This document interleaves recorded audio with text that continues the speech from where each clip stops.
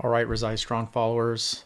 So, continuing down our pathway of emotional growth, I've been reading this book called Do Hard Things by Steve Magnus, or Do Tough Things, something to that effect. Anyways, it's a fantastic book.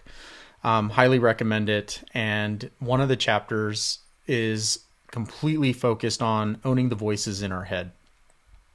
And so I thought it was worth kind of talking about this because I thought he made some really good points that are totally worth like kind of echoing and kind of getting out there for more people to use. And so we've all got this constant battle in our heads, right? We've got the good voices, we've got the bad voices, whatever you want to call them, the angel, the devil, and on one side we have voices telling us how we can do things and kind of get us through hard times, and those are kind of motivational and give us perseverance.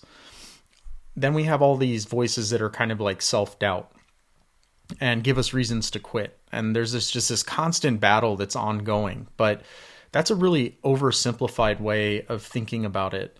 There was a great movie, it was a cartoon called Inside Out, where there was this key character that was basically a view into her head and showing basically five emotions that were constantly arguing with each other and would push buttons on a panel to elicit some kind of action. And this is probably more reality of the voices that we all are dealing with. Is it has to do with these emotions of sadness, joy, fear, disgust, and anger. And I think this is really important because how we talk to ourselves influences our behavior, our outlooks, and the things that we do in life. So in his book, Steve Magnus talks about 3 strategies to win the inner debate. And he talks about changing your voice, inside versus out, know what voice to listen to, positive or negative, and then decreasing the bond from first person to third person. And I'm going to go through each one of these because I think there's something to take away from each of these ideas that he points out. The second thing I'll say about these is that he cites a ton of evidence in the book to kind of support these strategies that he's talking about. And I didn't want to get lost in the weeds of that. If you wanted to know a little bit more, again, highly recommend you go pick up the book and sit down and read it. So the first option is change your voice inside versus out. And so this is basically, we all have these internal voices that give us kind of self-doubt. But by saying things out loud, coping statements, they're often more effective. They override whatever is going on in our heads. And thinking about that, I do this all the time when something hard is about to come up, like speaking in front of a lot of people, or I have a really sick patient in front of me and I need to do some procedures. I do notice that I whisper to myself out loud, "You got this." And that is kind of a cue for me to kind of calm down and kind of compartmentalize the emotions that I'm feeling at the moment. Now, there's actually reason behind why this works. And that is because inner talk was developed later in our cognitive development. And so therefore its bonds with emotion are kind of weaker, actually. And it turns out that earlier in our cognitive development, we start with verbal talk. So you think about a kid that's trying to express something and learning how to talk, and that kind of overrides whatever has developed later in life. And so verbal talk out loud can override inner voices. The other nice thing about it is it delivers a more succinct and actionable message as opposed to having a feeling and then, like, for example, feeling fearful and completely having a panic attack or freaking out. By talking out loud, you're kind of giving yourself a direction to go in regardless of what the feelings are that you're feeling inside. So I thought that was a really powerful kind of lesson for how to kind of overcome some of that inner debate and struggle that we have in tough situations. The second lesson was know what voice to listen to, positive or negative.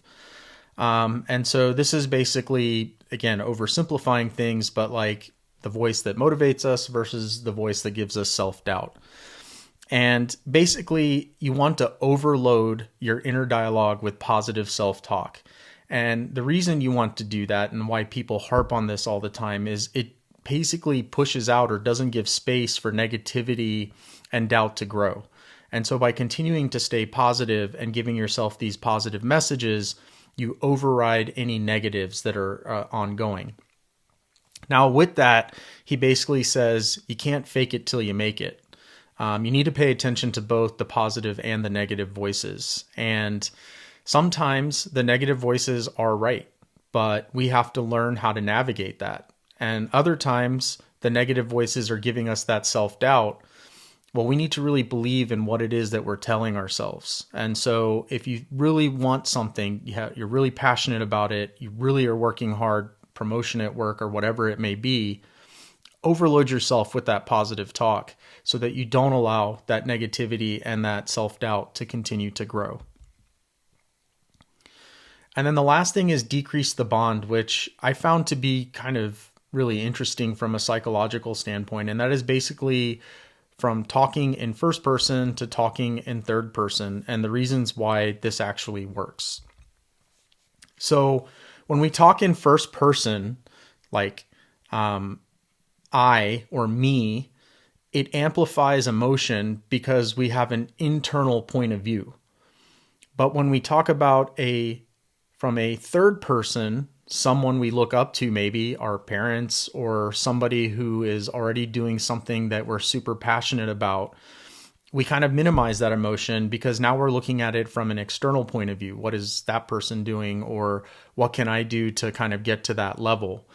And so this is kind of never really thought about this. Usually most of us, when we speak in first person, but maybe kind of changing that dialogue to a third person is what's actually going to be helpful. And here's the reason why. When we talk in first person, it locks us into details of emotion that trigger a danger response or a self-doubt response. When we talk about things from a third person, we've now removed ourselves from that emotion, and it allows us to see the situation as a challenge. So, well, if this person can do it, I can do it too. And so I think that's a kind of a really powerful thing to kind of think about, is that if you're getting lost in your emotions and your internal voice is talking in first person, maybe changing that dialogue to third person will kind of help you move along. So there you go. Change your voice. So if there's a lot going on in your head, maybe start giving yourself some positive words of affirmation out loud. Knowing what voice to listen to, positive or negative. Sometimes the negative voices are a warning, but if it's something that you really want, you need to really believe in it, and you need to overload yourself with words of affirmation and positive self-talk to not allow that negativity and that doubt to grow. And listen, we all have this. We all have self-doubt, imposter syndrome, what term you want to use. We all have it. And so by overriding it, by just being more positive and being more real, will allow us to kind of persevere and push through.